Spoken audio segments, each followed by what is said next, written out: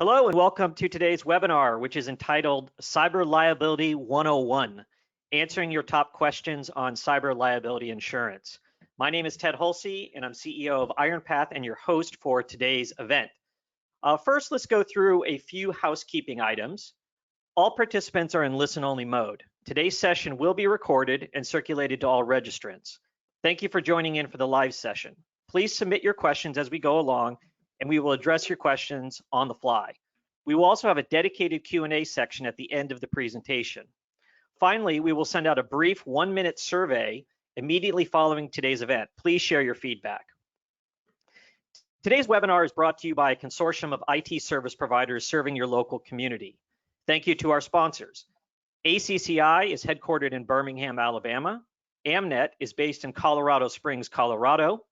IT Synergy serves the Phoenix and Denver metro areas, and Sagacent is headquartered in San Jose, California, serving Silicon Valley and the greater San Francisco Bay Area. Now, let me introduce our special guest.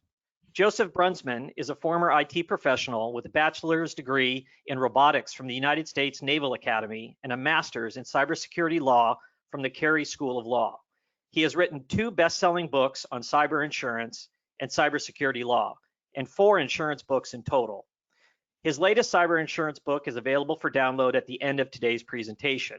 Currently, he serves as Vice President of Chesapeake Professional Liability Brokers, where he focuses on E&O and cyber insurance for businesses across the United States. Without further ado, let me turn things over to Joe. Joe, welcome. Hey, thank you, Ted. Good to be here.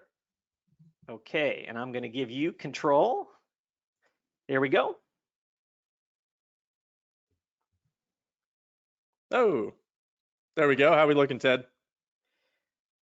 It's coming through. Okay, we can see your slides. Okay, great. Take it away, Joe. Welcome to today's webinar. All right. So as Ted previously said, if you guys have questions as I'm going through this, please put them in the chat box there. I will try and answer those on the fly. If they kind of deal directly with what I'm talking about here, in this particular slide or series of slides, and then if not, I can always answer those at the end of the presentation. All right, so first we're going to be talking about some cyber trends that I'm seeing, and to kind of put this in perspective, as Ted said, I do provide cyber insurance to businesses really all across the country of all different types and sizes, so I get to see a real good firsthand look of what's going on here. Last year, I dealt with about 2 breaches a week just for my own client base. So I've seen a lot of what's going on. And these are the trends I'm seeing. First off, it's going to be ransomware, ransomware, ransomware. Now, within that, I'm seeing both the frequency of ransomware seemingly increasing, as well as the actual ransom demand. Now, you have to think that even with a small business, let's say you're a $1 million grossing business, that ransom, once you start adding up the forensics to determine the scope and nature of the breach, the attorney, the potential extortion payment, et cetera, that could easily get into the $75,000 to $100,000 category. Cybercrime and social engineering, seeing a whole lot of really just fundamental, easily fixable mistakes in retrospect, where people have sent very large sums of money to a bad guy. And some of these are both very, very sophisticated, where you really needed the technology side on the front end to try and eliminate that risk, but also a lot of really basic stuff where things like security awareness training really would have gone a long ways to minimize that particular risk. So one client I had, important to the story, they're a firm, primarily Hasidic Jews up in New York, and they got an email from their client, and it was right before Yom Kippur, and they knew that everybody was going to be leaving the office. And the staff member, they got this email, I believe it was like 4:50 p.m., right before they closed at 5. And it was about a specific business opportunity that their very wealthy client was working on. And he said, hey, the timeline's been moved up. I need you to wire 550,000 to Cyprus and another 450,000 through a bank in New York for this legitimate business opportunity that was going on. And he said, oh, by the way, I know we have all these controls I'm supposed to go through, but with that, I'm about to hop on my private jet. I'm going on that vacation we talked about. I'm going to Africa, which he actually was eventually going to go on that vacation. So please just make this happen. Signed his name. There you go. And he had actually used all of the verbiage that client would have used anyways. So it turns out that client was actually hacked. So his personal email had been hacked. The hackers sat there for about 6 months after they did the forensics. And at the end of the day, pretty close to $1 million was unrecoverable by that point. So we're seeing a lot going on there. Supply chain attacks, obviously SolarWinds. I won't jump in too much to that, but you need to make sure that your vendors have appropriate security. We're going to chat a little further about kind of what that means. No business is obviously immune. So, I've been doing cyber insurance for well over 6 years now at this point.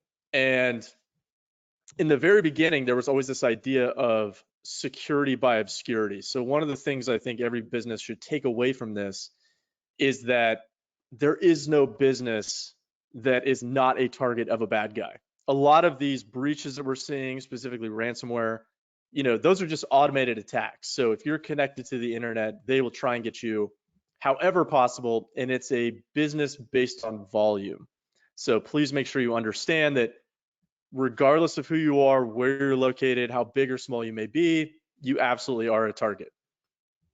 I'm also seeing, when we look back at all the breaches that we deal with, really just an egregious lack of fundamental controls that could have been put in place. We're going to talk a little bit more about what some of those controls would be and why they're really going to become mandatory moving forward. But a lot of the basic controls that MSPs are talking about anyways, endpoint security, 3-2-1 backup strategy, two-factor or multi-factor authentication, security awareness training, a lot of those, as silly as it sounds, really my life would be much less busy and much less interesting if businesses just implemented those internal controls, those really fundamental controls. Probably 90% of the breaches I've seen just never would have happened if those fundamental controls would be put in place.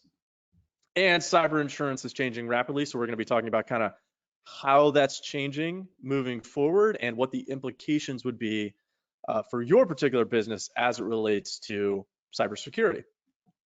So the first thing is we're going to be seeing a greater scrutiny for claims and applications. Now, we're already seeing sort of a de facto requirement for reasonable cybersecurity controls. Now, if you've never been breached and you're a small business, you may be able to get away with just the 15-minute, here you go, answer 5 questions, you get a cyber policy. Well, if you've been breached in, say, the last 5 years, or you're not a super small company, that's not really going to cut it anymore. I will say that cyber insurance companies are losing money, just by the bucket load. So one cyber insurer, I will not name them for privacy reasons, but their loss ratio is about 170%. So that means for every dollar that they're bringing in, they're sending out $1.70. So that just shows you that cyber insurance companies are losing a lot of money. There's reasons, which I won't get into right now, about why those policies are still very affordable. But suffice to say, this cyber insurance company, they're asking all the right questions, very lengthy application. They're still losing a ton of cash.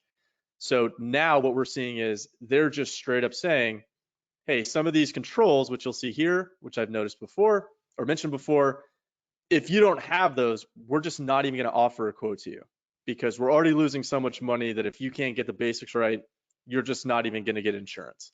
So something I think every business needs to keep in mind here. Also, some industries.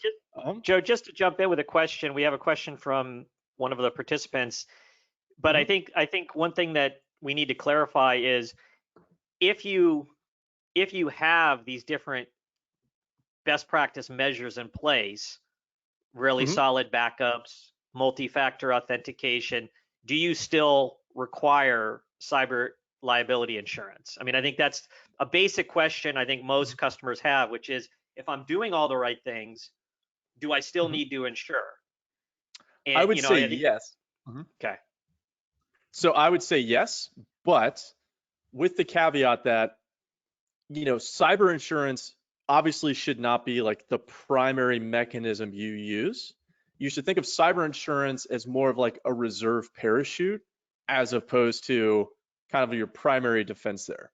So people for a long time have thought like, well, why would I spend all this money on these additional cybersecurity controls when I just have a cheap cyber insurance policy to fix that? And all of that is changing. And we're going to get into a little bit later on some of the things that are very important for your business to know, that there are specific things that cyber insurance just cannot do for your business, right? There are problems that just cannot be solved. And we're going to talk about what some of those are moving forward. One of them, I would say, because I spoke about ransomware earlier, OFAC recently put out a notification that in specific circumstances, it may actually be illegal for the insurance company or even your business to pay that ransom amount. Now, there is a process whereby you could petition OFAC, and this is Department of Commerce or Department of Treasury that runs this. And you could petition them and try and say, hey, our entire business is down. The only way we're going to get our information back is by paying this ransom.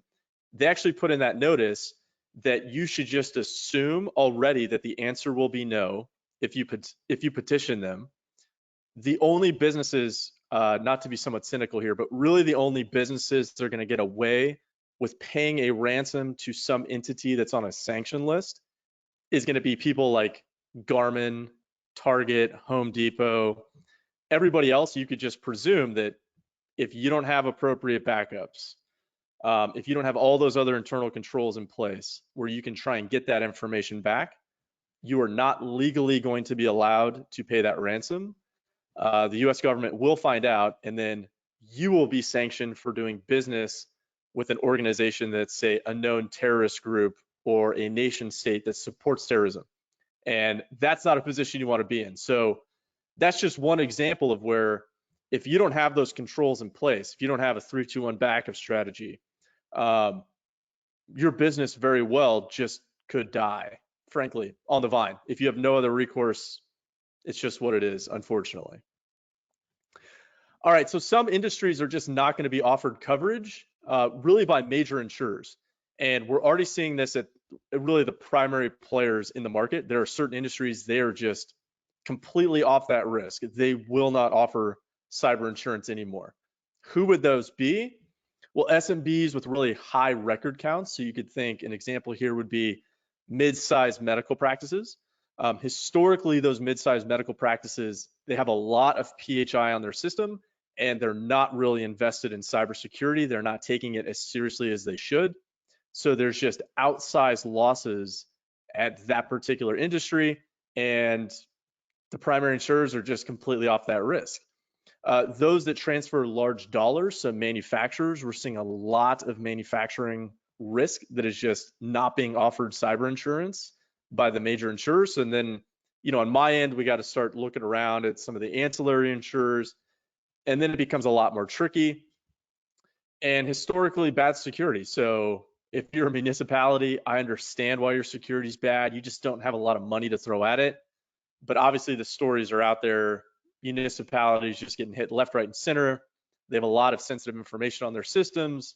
So if you're in one of those industries or kind of those buckets, then you really need to start taking a hard look at your cybersecurity practices, work with your MSP, and really start thinking about, okay, how do I implement this, or at least have a plan of implementation, so that way when we do go to try and get cyber insurance, we actually are presenting ourselves as a good risk, or frankly, either cyber insurance will just be way, way too expensive, or you're just not going to get a quote at all. Some coverage features are going to be lowered or removed, and this is going to have direct implications on your cybersecurity budget. because obviously you're going to want to increase it in that area, as well as internal controls, policies, and procedures. So social engineering and wire fraud losses, I know a lot of businesses are worried about that. Really, the most you're going to get now that we're seeing on the market is $250,000 tops. Even a year and a half ago, I could get $1 million, no problem for you. But now that's really been cut down because the losses are just enormous. You could wipe out an entire policy with just one transfer of cash. Betterment coverage, so that's the insurance company coming in and saying, hey, we're going to give you extra money to make your system better than it was before a breach. Those are all pretty much going away. Ransomware payments, they are now drastically limiting how much money is going to be available really for a ransomware event in total. So we're even seeing companies now where they're saying, hey, we will offer coverage for ransomware, but it's going to be like 25 grand. And as I mentioned at the beginning, really even a small business, you could see 65, 75 grand easy for a ransomware event. So they're drastically cutting. You'd have maybe a third of what you need unless you have multiple backups, endpoint security, security awareness training, etc. And of course, watch those endorsements. We're seeing a ton of really kind of weird, crazy endorsements that cyber insurers are trying to put on there. So make sure you're reading through all of that stuff at the very end of a quote so you don't get caught out. Policy endorsements, if you have a cyber insurance type endorsement on more traditional policies, so say a business owner's policy, a crime policy, maybe your E&O policy, those are pretty much just getting wiped out. Why is that happening? Well, one, they're unprofitable for the insurance company. Two, they're just annoying for insurance companies because people now are moving to standalone cyber policies. You get into this area where something could be covered, some event could be covered on multiple policies, and these traditional insurers just aren't equipped to deal with that. So it actually costs them way more money on the back end to get the appropriate experts on place to interact with the standalone cyber insurance companies, and it's just really annoying for everybody. They don't offer enough coverage really for 99% of businesses out there, and they're really just not even competitively priced anymore with where the market is. So those are all pretty much going away. If you have that, just assume that by your next renewal, it's probably not going to be there. Hey, Joe, we're seeing. Joe, could I jump in with a question? Just because you were Sure. in back one slide or two, you were exploring some of the challenges with coverages either being reduced. Stephen from the Q&A log asks, in your example of the 1 million loss using wire transfer fraud, how much of the 1 million could have been covered by cyber insurance? And he has a follow-on comment which says, I can't find a policy that would pay more than 500K in cash loss. Do you know of a policy where I can get a higher cash coverage limit, say 5 million? So kind of maybe unpack this, like what's happening, what's happening with covering these business email compromise and wire fraud type losses. What's a high coverage limit and what's a standard one, and why is it going down? And what do business leaders do about this? Okay, so at the end of this presentation, you're going to see a link to my YouTube channel. I actually have an entire presentation. It's probably about 20 minutes long on insuring for social engineering and wire fraud type losses. The Cliff Notes versions of all of that would be, it's very technical. And let's say you need to get 5 million in coverage, whether that's a contractual requirement or it's a sleep better at night type factor. There are ways to do that. Most insurance brokers would say go to a crime policy. That gets into something called direct versus indirect losses. I give an example within that presentation on really how nuanced that difference is, and it would depend upon how the bad guy comes after you, which is probably not a position you want to be in. I think the best option for you there is very specific endorsement in a mandatory type language within an excess policy built over your primary cyber insurance policy. That could get expensive, so we'd have to talk offline to really dive more into that. But suffice to say, I think for most businesses out there, if you're wiring more than the available limit that's within your cyber insurance policy, unless you want to start getting into kind of the fancy stuff that we do, you need to look more into your internal controls and your cybersecurity measures, because frankly, that's probably what's going to save you. So something like, hey, we only have 100 grand in insurance here for these types of social engineering and cyber crime type losses. Anything that goes out that's more than that dollar amount, right now it's something basic would be you need two-person integrity, right? You need a two-person sign off on anything that goes out the door that's over that amount. Plus all of the technical controls you should get from your MSP to try and limit the probability that that email would even reach the person who's responsible for sending that money. All right, does that make sense? Yeah, so just, I mean, far more cost effective to first just completely build in ironclad internal controls around, if your business wires funds frequently, you have to be like world class at the internal policies and procedures to control those funds being dispersed. And you named a couple of them, but it's not something you just go insure away. You really need to invest on the policy and procedure side first and foremost. Absolutely. I'm a big fan that, cyber insurance, even though I'm like the cyber insurance guy, once again, cyber insurance is that reserve parachute. It's definitely not the first thing that you want to rely upon. That's for sure. Moving forward here, and Ed, I'll address your question here in a little bit, dealing with declinations of coverage. So what we're seeing now is those deductibles, and think of a deductible or a retention as how much risk your business is willing to take. Those low deductibles and retentions, so $0 or $1,000, those are just going away. It's considered now a moral hazard for the insurance company. So you're much more likely to see $5,000 deductibles, all the way up to $10,000 deductibles. Those are going to be much more common, which means the insurance industry is putting more risk back on the business. And you're still going to see some of the minor players out there trying to undercut the competition with lower deductibles or retentions.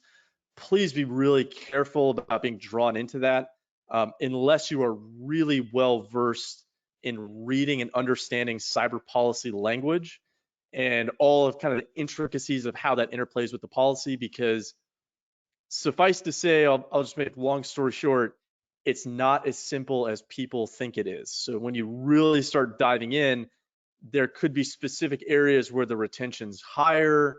There could be other kind of specific areas where there's things you have to pay for just off your own dollar before the deductible comes into play. So just be careful there, but assume you're going to be taking on a lot more risk for your own business in the guise of deductibles or retentions moving forward. All of this really means, and this is kind of what I've been harping on this whole time, is as the market starts to mature, we're going to see with increased deductibles, increased retentions, lower coverage amounts, where they're not just throwing every coverage option possible at you.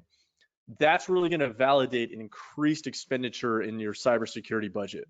So, cyber insurance, once again, it's no longer the default answer. There's more on the line for each insurance company and each insured, so that would be you as a business.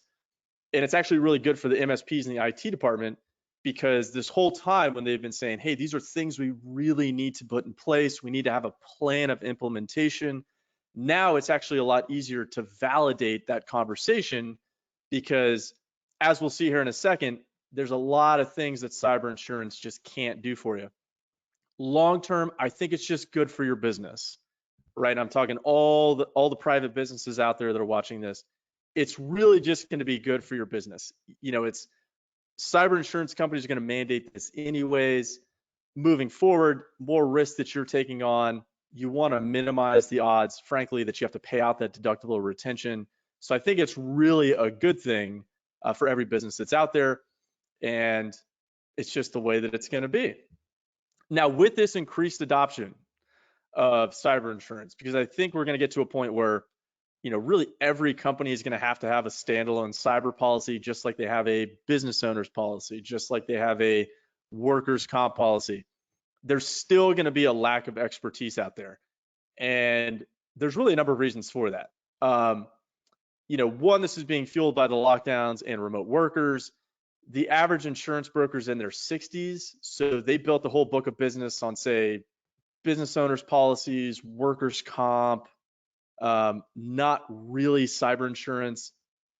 They're not particularly tech savvy over here in the insurance world, and it's going to hurt a lot of businesses for many reasons. And with that, I would just say at the end of this presentation, you can download my latest book. It's about 500 pages of cyber insurance and cybersecurity law, as well as a whole compliance side to it. You really need to get that as a business. We'll talk about a little more about that as we go through here. Now, another common question is, well, let me hit Ed's question here just for a second. And Ed said, please address reason businesses are denied coverage after a hack. So what we're seeing is, one, material misrepresentations. So, I would just say, do not fall into the trap that, hey, I need to look good for a cyber insurance company. That's going to burn you. So as you're going through this application, right, get the MSP involved. And if you see like, hey, you're checking no to a ton of stuff, maybe that should be a good indication that you're probably not where you should be. And some of those internal controls need to be put in place there. So yeah, material misrepresentations. We're also just seeing, frankly, I would say malpractice from the insurance broker side, where a lot of businesses are in this weird realm where they don't know what they don't know. Like they don't know what questions to ask. They don't know how much they need. They don't know what it covers. And then they're relying on an insurance broker we had a discussion before this. At the end of the day, he might make $50 pre-tax on that cyber insurance policy. So he's probably never read it. So unfortunately, moving forward, a lot of the onus is actually going to be on the business to ask the right questions. And I'm going to get into a little bit later here on how to ask those questions to make sure you actually have the right coverage that you need. We're still at a point now where a lot of businesses, they're not facing necessarily a declination of coverage outright, unless it's a blatant material misrepresentation, lack of a specific coverage feature, because no cyber insurance company wants their name to be that guy. But it's going to start happening much more frequently. So thankfully, I've only dealt with, I'd say, 2 potential declinations, but I knew enough about insurance law to actually fight back for my client, and we got that covered. But most businesses just aren't going to have that firepower in their wheelhouse, unfortunately. So if you go on my YouTube channel, there is a specific video on why having your own cyber attorney is a good idea. And I'd recommend that everybody just watch that video. It's maybe 15 minutes long. And I think that would help a lot of businesses out there, both when they're getting their cyber policy, if they're just working with a normal insurance guy, as well as after an event occurs, kind of all of the benefits having that attorney could really provide for you. Hey, Joe, I just want to double click on something you shared, because I think it's so relevant to working closely with your IT department or your managed service provider, IT service provider. So you're saying that if somebody suffers a cybersecurity incident and they misrepresented when they applied for the insurance that they were implementing certain levels of control, that could be an opportunity or an excuse for the insurance carrier to deny coverage. Absolutely. Mm-hmm. Okay, so I think everybody needs to kind of like fathom this a little bit. Like, I think what you've shared is that the bar is being raised on all these different controls that are required. The application process is usually going through a checklist of saying, hey, I'm doing this, I'm doing that, I'm doing this. The reality is some of that stuff is super complex, requires a ton of follow through on your part as your organization, either by your IT department or by your outside service provider. And so don't phone that part of the process in. You've really got to use the the process of securing cyber liability insurance as a double check on your own internal controls. If you discover in that part of that process you have gaps, that you don't have effective backups, so you're not doing cybersecurity training for your staff, it's a great opportunity to double click on that and to do more, and to work with your IT service provider to really explore what are those additional controls you need. So, I mean, it's just, I think that part of the process is super important. It's very complex, and it's also about follow through. You can't say you're going to be doing something, and then 6 months later you stop the cyber security training, or you turn off multi-factor authentication. That's not going to put you in a very good position if you have a breach or an incident. That's correct. And it's, it's one of those things where I try to do everything on my end, as that application comes in. Like, if I see something that's a red flag, I'm going to ask that business owner. But frankly, like, I have no insight into their network architecture. So if they just say, like, yeah, we're doing security awareness training, I just got to take that at face value. But you don't just want like one guy filling out your cyber application. It's not like your E&O application every year where it's just, one guy could fill it out and, maybe ask a couple of questions here or there to some other people in other departments. It's really kind of a full team effort here. And if you goof that, I mean, that could be $1 million mistake, frankly, very quickly and very easily. That could be $1 million mistake. And part of this too is you need to read your own policy. If you're just working with the insurance guy down the street doing this, read your own policy specifically around that, cyber crime, social engineering, wire fraud element. Some of these policies have very specific rules built into that policy that say, like, hey, these things had to have occurred, and you have to prove that before the policy is going to pay out. If you have one of those policies, you're going to want to know about that before someone sends a couple $100,000 out the door, or you could just be paying for that out of pocket. And with the current economy, not a lot of businesses are going to be happy just shelling out a few $100,000, just taking that loss on the chin, because then you essentially bought cyber insurance for nothing. So make sure you're really kind of digging into that. That's a good point, Ted. All right, so as we're moving forward here, so I know I'm running a little bit behind. How much does a breach cost? Common question. Really, that goes into like, how much cyber insurance do I need? And once again, I have a whole presentation on this. The typical insurance guy answer is as much as you can reasonably afford. That's kind of the very safe answer from the insurance side. But there's way more to it than that. Frankly, if I was a business owner and I had no real backup or real knowledge of the cyber insurance world, I would not be happy with that answer. You could try looking at studies. So there's the Ponymon Institute, you've got Verizon Data Breach, there's a bunch of other ones out there. I read them every year. You really have to look into the methodology of the studies and have really kind of some basis in probability and statistics to really get into it. But generally, these are for large multinational corporations. That's the data set they're using. It may not necessarily be appropriate for your business. Let's say you're a local business or a regional business. That's not really a good place to start. Where can you find good data sets? It's really hard. And frankly, if you had the world's best data set, you would be making a whole bunch of money providing that data set to cyber insurance companies who have hundreds of thousands of clients, and they're still not really sure how to price those policies. So it's a difficult problem. The problem of having, just a basic answer, right? So if I said, hey, you just get $1 million, there's way more to it than that, because one, every business is unique. All of your internal functions are going to be unique.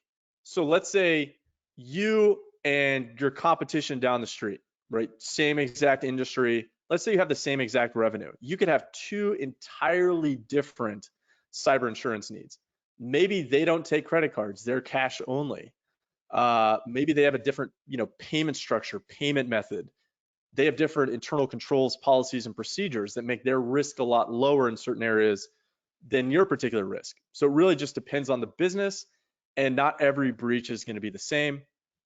Single questions, it's really like a multivariate answer type problem. So one of the things you can do is just ballpark it. So here are some, and Ted, are we going to make this presentation available afterwards for people just to download? Yeah, sure. So we'll supply Okay, a PDF of it, and we'll have the on-demand version circulated via email and on the sponsor YouTube channels. perfect, perfect. So these are some places you can go to just kind of ballpark it. And that it's not perfect, but at least you get into the realm of kind of what you need. Obviously, um, when I'm talking to clients about their cyber insurance needs, I've got dozens and dozens of questions I'm asking to try and figure out, okay, what are you concerned about? And then using my knowledge base, what should you be concerned about that you don't necessarily know exists yet? Some of the major drivers that you should really contemplate as you're doing this: business interruption, that's going to be a huge cost, roughly 16 days for ransomware. There's a lot that goes into that. Now, ideally, you're going to work with your MSP to lower the number of days that you're going to be out. But, let's say you're a business, you're generating 100 million a year. Well, if you're down for 16 days, that could be a significant loss to you. So make sure you're keeping that in mind. Forensics, if you go to the open market, I've seen $800 to $1,200 per hour and roughly 40-hour minimums on that. You can't really negotiate with those guys because frankly, they're so busy anyways that if you're not going to pay it, there's a guy that's going to call in 20 minutes that's going to pay it and then some. Per record cost, make sure you understand what you have on your system, how much you have on your system. If you dig into my book, or there's another YouTube video on this, I actually get into what is a record and kind of how to calculate that. Social engineering, cybercrime losses, if you're sending a ton of cash back and forth, obviously that's going to be a larger potential driver for you. Third party involvement always costs higher. So one thing that we should kind of just get out here is that, if you have any vendors that are holding, say, your client's social security numbers, driver's license numbers, bank account numbers with some method of access, if those vendors get breached and it's your client's data, you are legally responsible for the breach costs. So that would be breach notification letters, credit monitoring, the forensics, etc. Now you may think like, hey, that's just not fair. Well, one, you could just blame California. But two, more specifically, it does make sense because like, let's say you're hosting data on Amazon Web Services, right? If Amazon had to pay for every single breach, there would just be no AWS. There would be no Azure. So make sure you're keeping that in mind. Attack loops, double extortion. That's why you need the forensics to come in, right? Determine scope and nature of the breach, try and remove that offending piece of malware. If you just straight go to, hey, let's just restore to backups, well, you never know if that piece of malware is actually in your backups. Generally, the time between infection to detection, we're seeing studies, it's anywhere between 180 to 270 days. So you want to make sure you're not just restoring to something that has that malware inside of it to begin with, because then you just get hit again. And so a few months ago, I actually had a new client come to me and they said, hey, we've been hit every 30 days, 3 times in a row with this ransomware. What are we doing wrong here? And the problem was they didn't have the appropriate forensics there. They were hosting everything on site. They had a ton of internal control issues. They actually didn't have an MSP. So they were just trying to, Patch Tuesday was just a partner at the accounting firm, was just trying to wing it in his free time, and it was a total disaster. All right, some better questions you can ask. What is your business specifically worried about? What are your highest loss scenarios? Right. Once again, if you're transferring millions of dollars per day, but you only have a 600,000 gross revenue per year, obviously your cyber insurance needs much different than the business down the street. What are you holding? That's the record conversation we talked about before. Do you have any contractual obligations to carry cyber insurance? We're seeing that more and more every single day. So frankly, if you don't already have a contractual obligation to carry cyber insurance, you're going to get it within the next year anyway. So just get ready for that. Regulatory fines and penalties, there's a whole section in my book for you there. Some other considerations: there's overall limits, there's sublimits within these policies, there's aggregate limits you need to worry about, there's split limits that you should consider. Don't be penny wise and pound foolish. If you ever have a question, just buy the next level up of insurance. Trust me on that, you'll just sleep much better at night. All right, so some of the things you could do instead. What is most likely to happen? Now, talk to your MSP, right? Go through some, even if it's an informal risk assessment, right? Whether it's qualitative or quantitative, or you don't even know what that means. Just talk to your MSP, right? Go with them and say, okay, what do we think is most likely to happen here? Given our unique risks, what would that cost be? What's less likely to happen, but could still be a real bell ringer for my business where, this could really be a sizable loss for us? How could a policy cover or not cover those potential expenses? What are the limits inside of that policy? And are you worried about multiple events? That's where the split limits actually come into play. All right, and of course, deductible retention issues. There's something called the mutually repugnant other insurance clause, where if you have coverages in multiple different types of policies, then you may end up paying way more for deductibles than you initially thought. So there's a whole video on my channel that's just about that.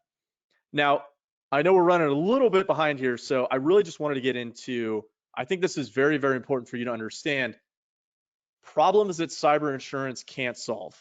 And this is my industry's big goof for doing this, because there's just such a lack of knowledge out there that it's really hurting businesses. So first of all, fines and penalties are insurable where allowed by law. So it could be against public policy. Sometimes we just don't know. I've spent hundreds of hours trying to solve this problem, trying to get an answer to this question. I don't know. I have asked all of the most brilliant attorneys that work in cybersecurity law, compliance, etc. They just don't know. You're likely subject to multiple state laws. So one kind of key nugget to take away here is the state law that applies to you. So there could be specific cybersecurity requirements as well as requirements after some type of cyber event. The law that applies to you, it doesn't matter where your business is. It's where your clients are residents of. So like, let's say you're a small business next to a military base. Well, you could potentially have to adhere to all 50 different state and territory laws dealing with cybersecurity requirements and breach notification requirements. So don't just have a false sense of security there. How large are those penalties? Frankly, we just don't know yet. There's just not enough case law for me to be able to hang my hat and actually advise you appropriately there. And yeah, you don't want that type of publicity. This is just straight from a cyber policy, and you'll see, to the extent insurable under the law, and as I said before, we just don't know. That is not a bear you want to poke, and me personally, like, I wouldn't be comfortable just saying like, hey, my cyber insurance policy is going to pay for this, because like I said, we just don't know yet, and I've spent hundreds of hours trying to figure this out. Ongoing compliance. And hey, Joe, just on a very practical level, so everyone's kind of on the same page with this. So you're saying that if you're governed by a certain industry regulation like HIPAA or Gramm-Leach-Bliley, and you have privacy concerns around the sanctity and privacy of your client records, and you somehow, that information gets breached, you may have governmental penalties, and in a lot of cases, those may not be insurable. The financial losses related to that. Okay. Yeah, so it could be, maybe people hearing this, maybe they've heard of these or they haven't, but it could be state laws, it could be federal laws, it could be sector laws. So yeah, it could be HIPAA high tech, it could be Gramm-Leach-Bliley Act, it could be the FTC coming after you, HHS OCR, it could be 201 CMR 17, or it could be the New York Shield Act, or on and on and on. And we just don't know yet, frankly. So, just a bear I would not poke there. With that, if these companies come after you, or these regulators come after you, it could be state attorney generals, it could be federal, ongoing compliance costs just aren't insurable. So that means cost to comply with injunctive relief, improved security, privacy practices, audit reporting, compliance costs. Insurance companies just will not pay for that. Why? You don't need to read what's on this slide here. This is just an example of the FTC, that's a Federal Trade Commission, going after a business following a breach. Here are the things that are legally mandated, and people can read through this later. That's a lot, and it's for 20 years. These are 20-year consent orders. So not only is implementing all of that going to be extremely expensive. Getting any vendor to sign on to assist you with this, their liability is just going to be through the roof because they know that the FTC is looking at this. I mean, they're going to charge you triple what they would pay or what you would pay normally before this type of event just to deal with that. Long-term damage to your brand identity. I mean, this is huge. 1 out of 4 Americans, you'll see it right there from ZDNet, they're not going to do business with data breach companies. So the last thing you want is somebody tries to do an internet search to see where your business is located or what your phone number is to call you.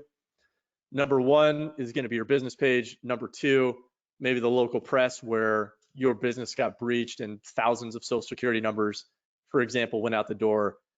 That's going to hurt you. We can't even really calculate what the damage is to your business.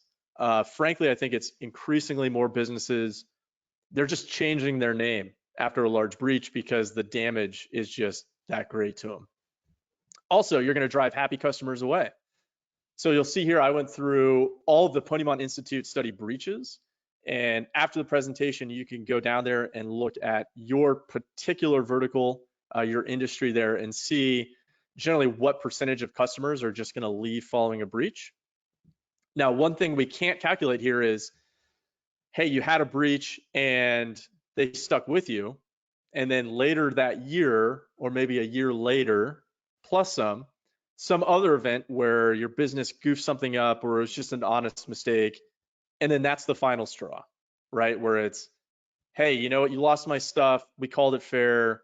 Then say you messed up my tax return, or you goofed up and you sent money that was meant for me to somewhere else, or then you had malware infect your system and you sent me some email and I gave away my Office 365 credentials. All things that we just can't even measure, but definitely would drive customers away. So if it's 1 goof a year, people can generally deal with that. If it's 2 goofs a year, you could just be losing a lot of customers. You're going to miss out on contracts too. So increasingly, we're seeing contractual requirements for those reasonable cybersecurity controls. They want third-party verification for those particular controls. And some of that could deal with some particular notification issues. And you have to adhere to the latest legal changes. We're seeing that in contracts as well. So you need to keep on top of this stuff. Next, successive breaches, that's just going to lead to uninsurability at this point. So that gets into something called your loss ratio. So what is your loss ratio? That's what you paid in divided by what the insurer paid out. So if you're paying, say, $2,000 for a cyber insurance policy, you get hit with ransomware and they paid out $75,000 to deal with that ransomware event. You can see your loss ratio is quite high. What insurance companies ideally want is over the lifetime you're with them, they pay out exactly as much as you paid in, right? So 75,000 divided by 2,000, you're gonna have to go a very long time without having another cyber event, which is highly unlikely. And so what that means is your next insurance policy, if you can even get one, is going to be much more expensive. If you even get it and it's much more expensive, they're gonna require a ton of controls be implemented there anyway. So you might as well just jump on the train now and get those controls in place. How to get the right coverage? Sorry, Ted, I know I'm running a little bit late here. Ask better questions. We talked a little bit about this. Let's kind of go through here because I know we're running late. We might have some questions here. This is my YouTube channel. So I have well over 50 videos at this point. Obviously, you can reach out to me directly if you want to, but there's a ton of good information in there on what is cyber liability insurance? What do insurers want to see if you're trying to get coverage for ransomware? That question earlier about social engineering and cybercrime losses, how do you actually insure for that? There's a whole video in there, on and on and on. So I just say, hey, everybody, just hop on there. If you see something you like, just watch a quick video. And it's not monetized, so it's all free stuff. Just to really kind of delve further into that, as well as this right here, that's where you go to download my book. That's the PDF version. And there is a whole lot of information in there. It's about 500 pages, well over 100 court cases there to assist you to really drive you to the right area. So hopefully that assists you as well. All right, with that, Ted, I'm going to turn it back over to you. And if we have any questions, I will answer those now. Yeah, so there's a good one here. So Robert wants to know, let me first say, if you've got more questions, we've got a couple more minutes for questions, so please drop them in the Q&A log, and we will try to maximize the last couple of minutes we have with Joe.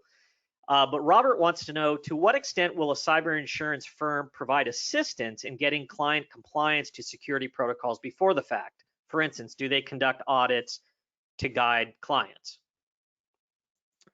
Okay, so is it, so I think the question is, will a cyber insurance company actually assist you to become compliant with something? That's correct. I No. mean, like, who do you turn to is kind of the, who do you turn to? I mean, I think one key message that just popped out from today is you've got to be proactive, Mhm. and you've Oh, got absolutely. to implement your own controls. And who do companies turn to? I mean, if you've signed the policy and you've, been forthright, how do you, Mhm. make sure you stay compliant with what you've said you're doing going forward? So it's somewhat situational. It really depends on the business and what those particular compliance needs would be. But I would say, frankly, first is going to be that MSP, right, to help you out there. And then you're also going to have to think about a specific attorney. There's not a lot of them that deal in this space, but they're still very affordable. So if it's something kind of more common, like HIPAA High Tech, for example, right? Generally, I think a lot of that can, be done through the MSP, or the MSP knows somebody who could deal with that. If we're dealing with something much more nuanced and new, so if we're dealing with New York Shield Act, CCPA, the new Virginia law, that really takes an attorney to come in. So a lot of kind of what I see there is you kind of need both sides of the house, right? A lot of that stuff's going to be in my book, so at least you have a basis of conversation when you start talking to these people.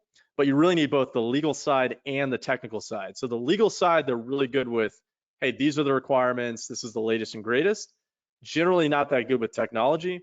The technology side, obviously, it's very hard to keep up to date with all of this stuff. I mean, it's a full-time job for me. And, you know, the technical side can't really give legal advice. So you kind of need both sides to jump in there.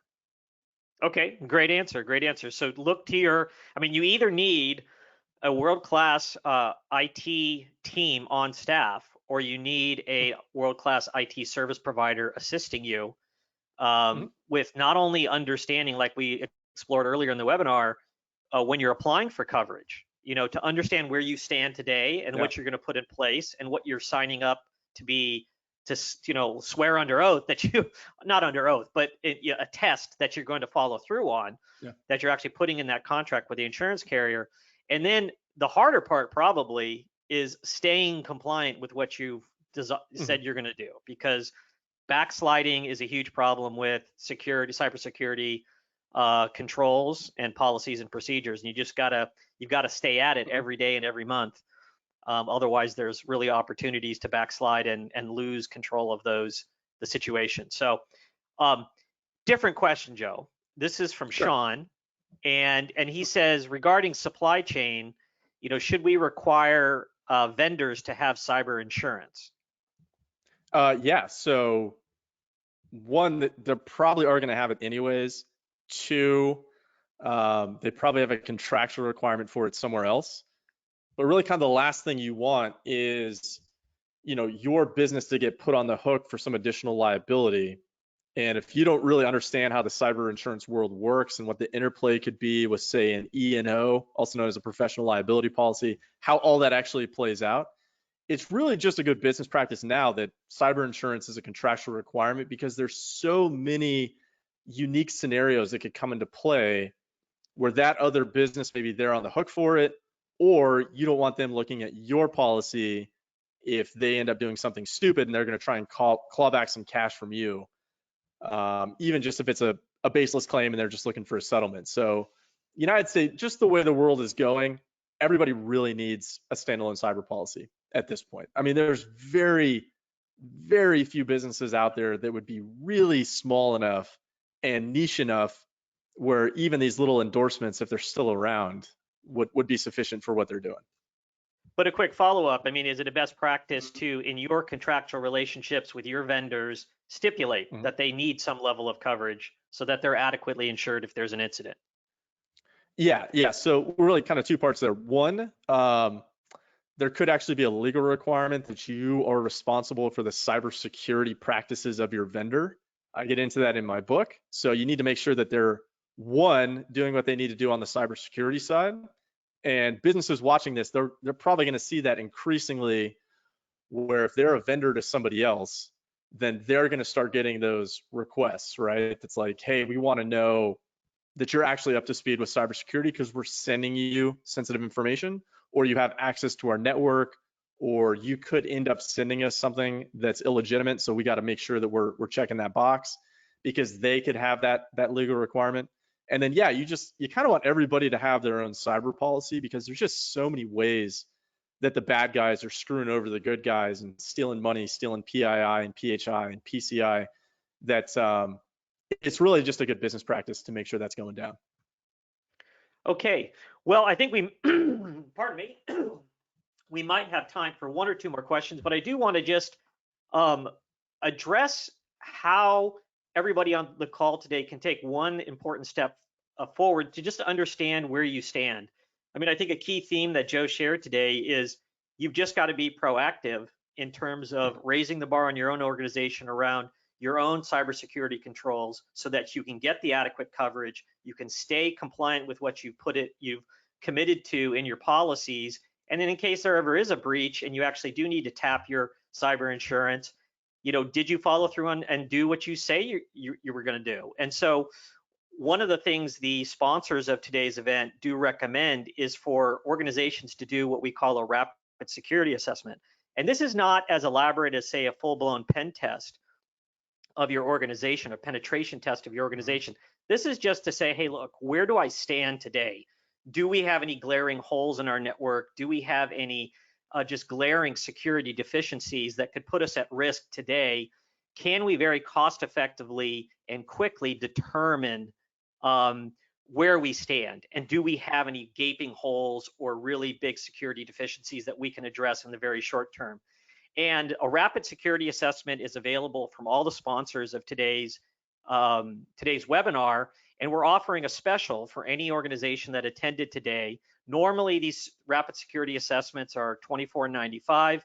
And if you attended today's session and you mentioned today's session and you are interested in a rapid security assessment, one of our MSP sponsors for today's event will honor a rapid security assessment for your organization for $7.95. So if you are interested in that, if you do have questions about where you stand today, an IT service provider can be one of your key assets and consultants in making sure you're following best practices in this area and that you're raising the bar in your organization and heading in the right direction. I mean, security is not a destination, it's a journey. And I think as Joe shared in today's session, there's many twists and turns on this journey because the bad guys are coming up with new ways to attack organizations all the time. So you really just have to be proactive. You have to raise the bar on your organization, and a rapid security assessment from one of these organizations could be one of the things you do as a next step coming out of today's event. In addition, you should download Joe's book. You should check out his YouTube channel. But with that, let me see if we've got, and where I think we're out of time for any additional questions. But Joe, I want to thank you very much for a very informative conversation today. Joe Brunsman, check him out. Tell us where the people can find you and go to your website or to your YouTube channel. Sure. So if I can add kind of one closing point here, when you were talking about that, that rapid risk assessment there, that's a great idea, because I think a lot of businesses, they really underestimate, if they have not had an event before, frankly, just the stress, the time, the inconvenience, the downtime, just how painful of a process that can be. So it's not as simple as, hey, I just call the cyber insurance company and then, within a day or two, like everything's magically back to normal. There's a lot to it. I mean, I've had business owners honestly just like cry on the phone as they're talking to me about just how terrible that whole thing is. So, insurance plays a part, but once again, cyber insurance is that reserve parachute. You don't just jump out of a plane with one parachute. So something like a risk assessment, I mean, that's a great first step. If you have a glaring hole, like please fix that. So you're much less like me. You only want to call me once a year, I would say. If you call me twice a year, if we're talking twice a year, it's probably a bad day for you. As much as I love talking to my clients, you don't want to be in that position. So in terms of where to find me, obviously YouTube, just search my name, Joseph Brunsman, cplbrokers.com, soon to be Brunsman Advisory Group. They can download my book for free. And obviously, if you guys have questions, you can call me, and hopefully I can answer everything possible for you. Okay, well, thank you very much for generously sharing all this advice and wisdom on today's webinar. This was another Iron Path webinar sponsored by ACCI, Amnet, IT Synergy, and Sagacent. Thank you, everyone, for joining us today. Hopefully, you took away some good information for you and your organization, and we look forward to seeing you on a future webinar. Take care.